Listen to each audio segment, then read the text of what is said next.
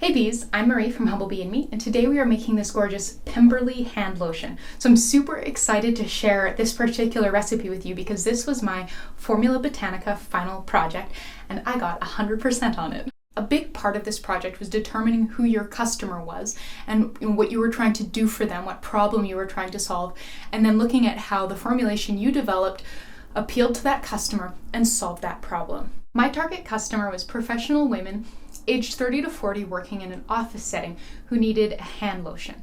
So because they were in an office setting, I needed to make sure that the hand lotion wasn't too perfumey because strongly scented things are generally frowned upon in office settings, but I also wanted it to have a really luxurious, gorgeous scent, something that would be like a little break from your day at work every time you sort of stop to put it on. I also knew the lotion needed to absorb quickly. If you're working with paper or touch screens, you don't want to be leaving greasy fingerprints on everything after you apply lotion, so it needed to sink in really, really fast. I also wanted it to be the sort of thing that a busy woman could, throw in her purse and take with her. So I chose a squeeze tube. I found that things like a disc top, those tend to get a little gummy around the exposed top and then kind of collect lint from your bag. And then a jar just really wasn't a great idea because if you've had a jar tossing around in your bag and you pull it out and take the lid off, if it's been upside down for a while, it can just kind of go bleh. To make sure this lotion is super hydrating, it's got tons of great humectants and moisturizing ingredients in it. So we actually have some hyaluronic acid in there.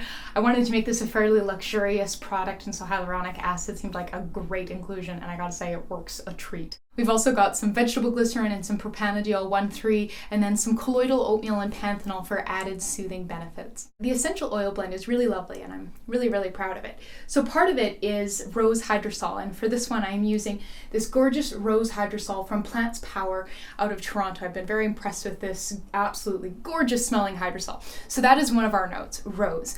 And then we have some warm, sweet, vanilla-like benzoin, some bright, spicy, exotic cardamom, and some juicy, tangy, pink grapefruit essential oil.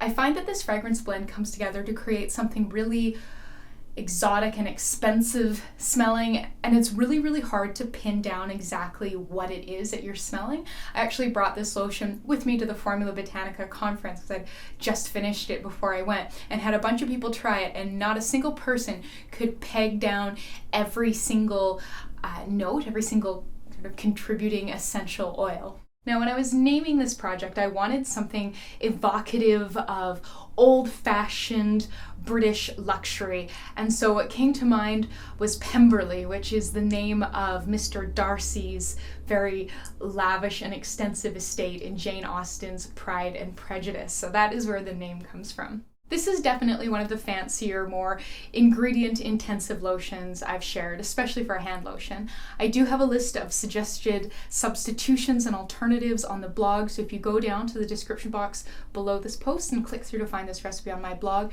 there's a big long list of substitutions after the written recipe. You can also look up the ingredients in the Humblebee and Me encyclopedia.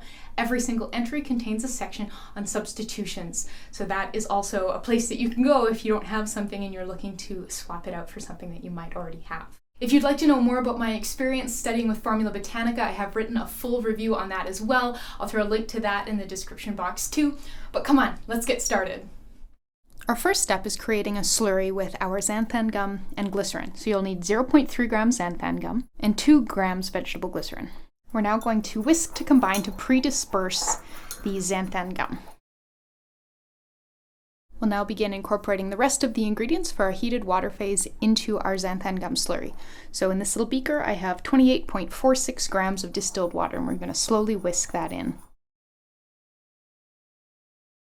Up next is 20 grams of a 1% low molecular weight hyaluronic acid solution, 20 grams rose hydrosol, 2 grams Propanediol 1,3, 1 gram colloidal oatmeal, 2 grams hydrolyzed silk, and 2 grams panthenol.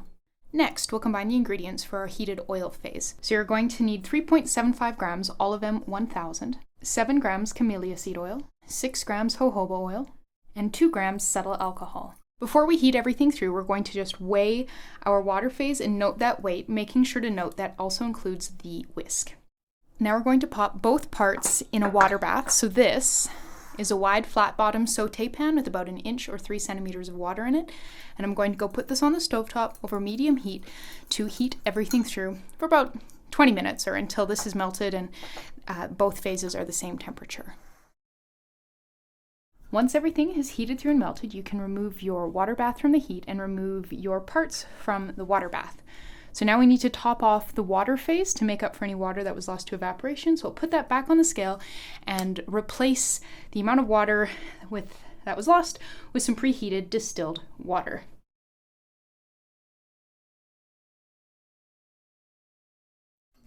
And now we're going to start blending. So we're going to start with a few short bursts and work up into a full blend.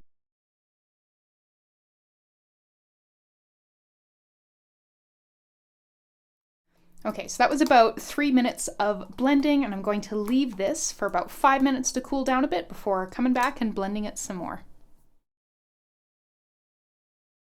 5 minutes later, and we're ready to give this another blend.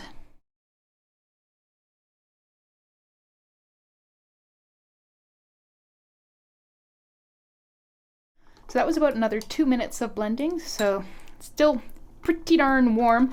It can look a little deceptively thick because I don't usually have gums in my lotions. But yeah, I'm gonna leave this to cool for another 10 minutes and come back and check on it. Okay, so it's been 10 minutes and this is looking absolutely lovely. It's still feeling pretty warm, but I think we can weigh out our cool down ingredients while we wait for this to cool down a bit more. So we're going to weigh our cool down ingredients out into this small dish, and we're using a small dish on a more precise scale because the amounts of the things in our cool down phase are much smaller than they are in the sort of primary phases. So we're going to start out with 1 gram of calendula extract, 0.09 grams vitamin E, 0.2 grams cardamom essential oil, 0.3 grams pink grapefruit essential oil, 0.4 grams benzoin resinoid, and 1.5 grams Optiphen Plus. Now that our lotion has cooled down, we're ready to incorporate our cool down phase. So to do this, I'm going to start by popping a bit of the master batch of lotion into our cool down phase, blending that together, and then putting it back in here and stirring everything together.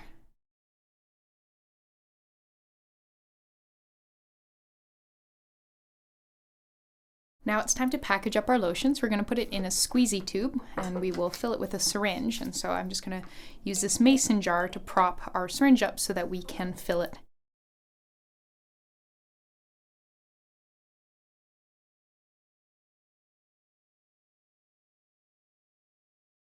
Figured we could do a little test here.